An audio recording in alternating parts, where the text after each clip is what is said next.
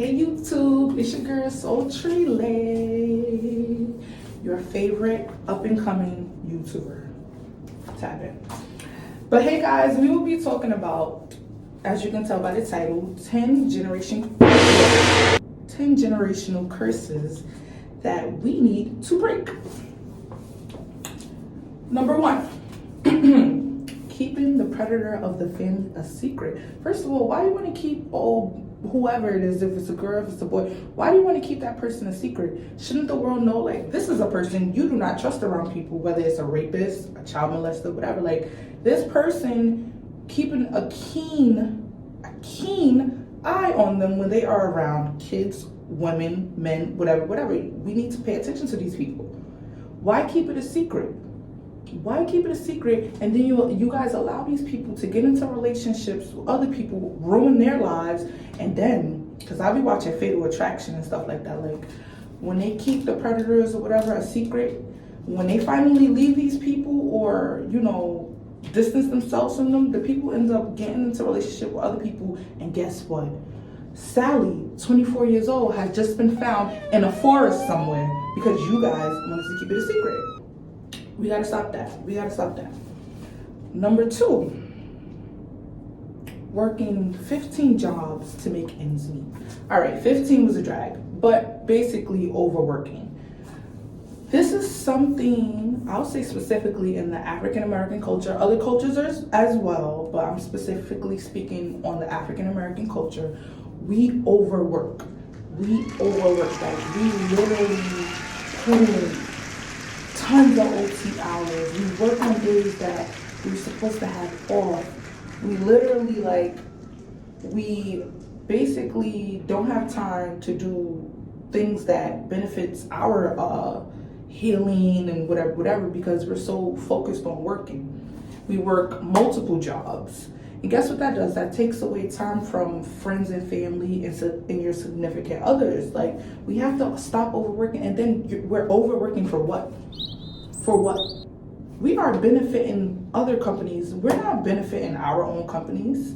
We need to boss up. It's time to boss up and work. If we're going to overwork for ourselves. We're going to overwork for our own businesses. That's what we are going to overwork. If we're going to overwork, that's what we need to overwork and do.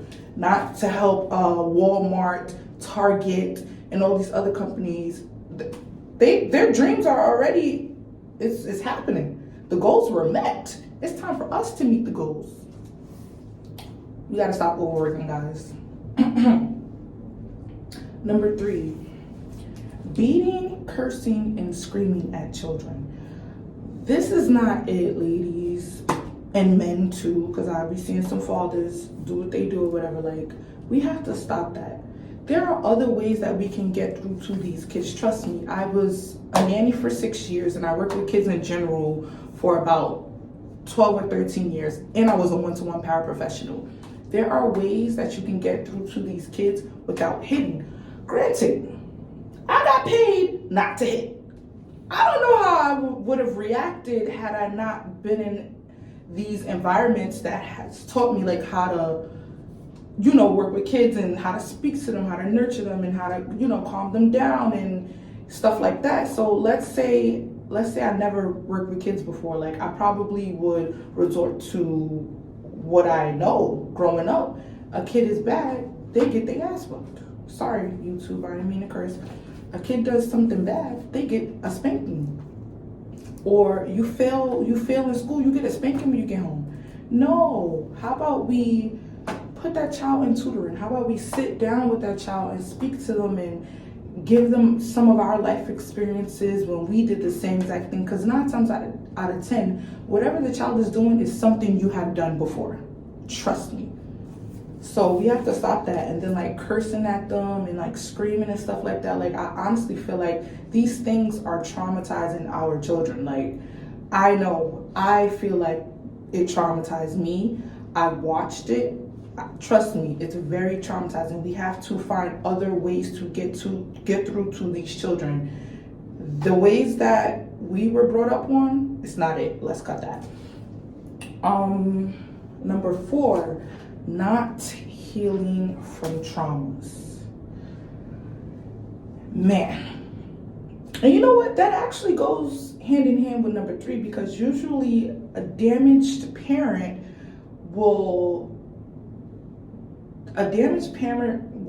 more than likely damage their kids. And I'm just going to be honest, unless they get some type of healing or whatever. So it's very important, us as adults, if you have kids or if you don't have kids, or just for yourself, even like you're not in a relationship, just take that time to heal from your traumas. I can say I have not healed from absolutely anything. So this is like literally, and it has caused chaos in my life. So now that I have learned many lessons, and I felt the chaos or whatever, well, I don't think that makes. I'm gonna cut that part out if I can. If I can't, just continue watching with me. But yeah, now that I've seen like the consequences of not healing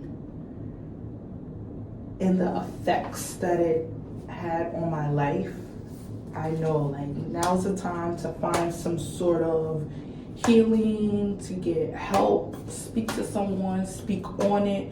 I'm gonna definitely speak more about certain things on YouTube. Tune in. But yeah, guys, it's very important to heal from our traumas. So that's a generational curse that we need to break, not healing. 5. This one is so funny. This one is a joke. Staying in toxic relationships, then saying it's for the kids. First of all, no, it's not. It is not for the motherfucking kids. Sorry, I didn't mean to curse. Let me close this. Y'all do not be staying in those toxic relationships for those kids. And it's funny how the kids are only important after somebody be leaving y'all, but it's all good. We're gonna talk about that another time. But stop saying that. Like, you're staying in it because you want to stay in it. It doesn't have anything to do with the kids. Because guess what? You was in that same relationship before those kids were born, and you didn't leave, and that's why y'all had those kids. So cut that out. If the relationship is toxic, let go. Let go. Next. 6. Babying our sons. What I mean by babying, I mean like parents who do everything, like grown adult sons. I'm not talking about like kids or anything. I'm talking about adult sons. Like, you still washing their clothes, you still paying their bills, you're still like anything they do, you take their side. You don't hold them accountable for anything. You don't allow that man to be a man. You're in that man's business. You're in his relationship. Everything he does, you're under his ass. Mama's boys, I'm speaking to you guys. Like, we have to stop babying our sons and then forcing independence on our daughters at very young ages. Granted, it is a benefit to be independent. That is a benefit, and that is something that everybody needs to be taught. But like, allowing your son to lay in the bed all day, not do absolutely anything, and then making your daughter clean up the whole entire house while your son is not doing anything, I think that's honestly going to create a type of friction between the two. But that's a different topic for another day. We have to stop babying our sons. We have to stop. If you're going to baby the son, baby your daughter too. If he don't have to clean, she shouldn't have to clean either. If he don't have to work, she shouldn't have to work. If he gets to stay until he's 50, she should be able to stay until she's 50. And that's just it. Nah. Number 7, not having health insurance, 401k, savings plans, or life insurance. We gotta stop that. We seriously have to stop that. Because imagine your family member passing and there's no money to bury them. There's no money to pay all the bills that they left. There's no money to take care of their children. The kids is just left out here with no money and the bad credit that their parent left. That's a generational curse we need to break, guys. We need 401k plans. We need savings plans. We need life insurance. Health insurance, first of all, there's no reason why no adult over the age of 21 years old does not have health insurance. Like, what is wrong with you? What is wrong with you? There's no reason why you shouldn't have health insurance. I don't care how much health insurance costs. You need it. You need it. So you telling me y'all don't go to the doctor until like a thumb fall off or something? That's when you go to the doctor? Like, no. You should be going to the doctor every 6 months. But that's neither here nor there. Number 8. What is number 8? Having adult conversation around kids. Guys, if you want to talk about little Brittany having intercourse with Ashton, who is Bob's brother, which Brittany is married to, I don't think that's a conversation that little kids should be around. I don't think that's a conversation that little kids should be around. When you are talking about adult matters, adult issues or whatever, kids need to be removed from the area. We have to stop talking how we talk around these kids and then wondering why we got 5-year-olds twerking on YouTube. Or we have 2-year-olds cursing up a storm. Or we have 3-year-olds thinking that their favorite color is A. Because instead of mommy and daddy teaching them, they decide to talk about what the upstairs neighbors are doing in front of the kids. No. We seriously have to stop doing that. Like, stop. When you talk how you talk around adults. Let's keep the kids away from that. Because I'm tired of these little kids 10 years old going on 35. I don't like grown kids. That's not cute. And if you curse, I'm going to trip you. 9. This is one of my faves too. Avoiding uncomfortable conversations. You know, had I had a number of uncomfortable conversations when it was important in my life, I probably, and it's not even me, because I wanted to have the uncomfortable conversations. A number of people didn't want to have it, and then it just led to negativity. It is very important, guys, to have these uncomfortable conversations. I'm telling you, whether it's with a parent, an aunt, an uncle, sister, brother, cousin, best friend, partner, you need to have these uncomfortable conversations, guys. Like, it's just a talk. What is so difficult about that? Like, you know why I think people don't like having uncomfortable conversations? Because they don't like to take accountability of the fucked up shit that they do. And that's what it is. And I'm not perfect. Don't get me wrong. You know what? When I do stuff wrong, I don't want to talk about it either. We not talking. I don't. But this is stuff that I am realizing as an adult or whatever, and I'm working on, and I'm fixing or whatever. But I truly think y'all don't like having uncomfortable conversations because y'all don't want to hear about the stuff, the messed up stuff that y'all do, because you guys know that it's messed up. That's why you don't want to talk about it. I respect it. And then you wonder why your marriage only lasted 1 year, or you falling out with everybody. It's stuff like that. Like, we gotta have these uncomfortable conversations, whether it's with a boss. If you feel like you are being mistreated at work, you need to have that uncomfortable conversation with your boss. If you feel like your professor in school is racist or something like that, you need to have that uncomfortable conversation with whomever you need to have to fix that situation. Like, we need to start having these uncomfortable conversations. It's important. Last but not least, charging your children rent.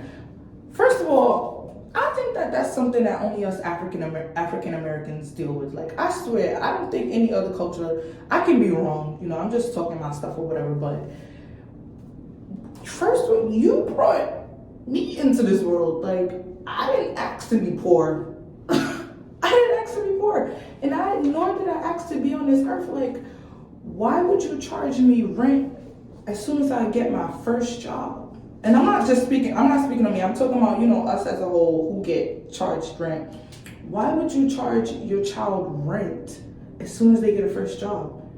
Shouldn't you have them saving the money for when they move out, they're able to purchase whatever they need to purchase? Shouldn't you have them using the money to build their credit? Shouldn't you have them putting money away to purchase a house?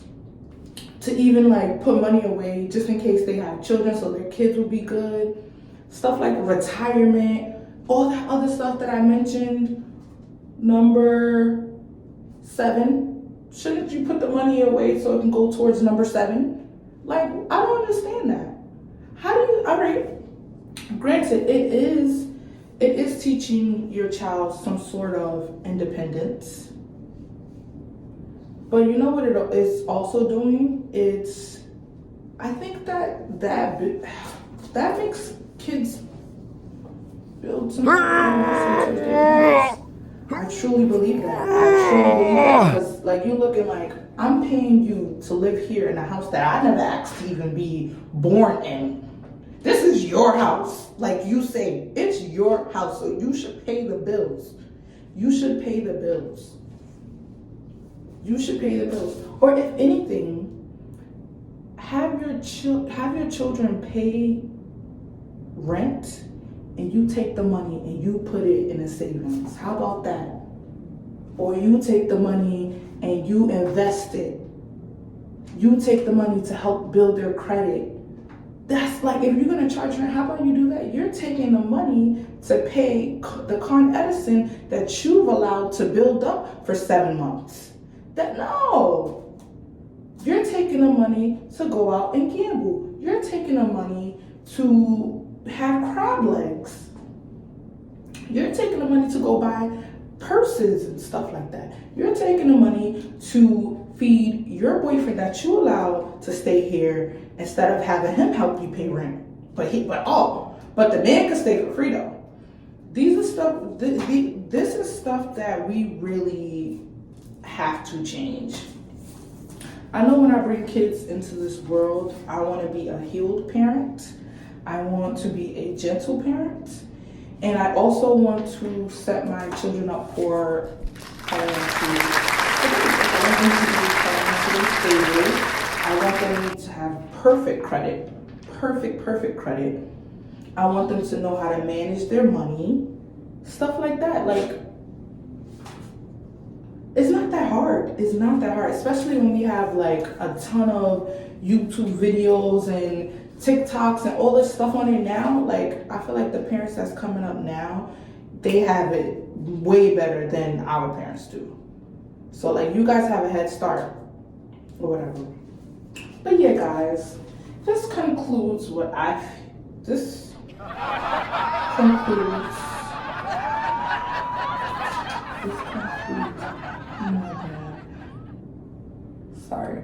Yeah, this concludes the 10 generational curses we need to break in our culture. And I have a mukbang coming. Yes. I don't know when I'm gonna drop it. I still have to record it, but mukbang coming soon, guys. So I hope you guys tune in. And let's work together to break these generational curses, guys. Like, something has to give. Something has to give. Like, we need to become the next millionaires, billionaires, whatever heirs there is that we need to become. We need to become it. But yes.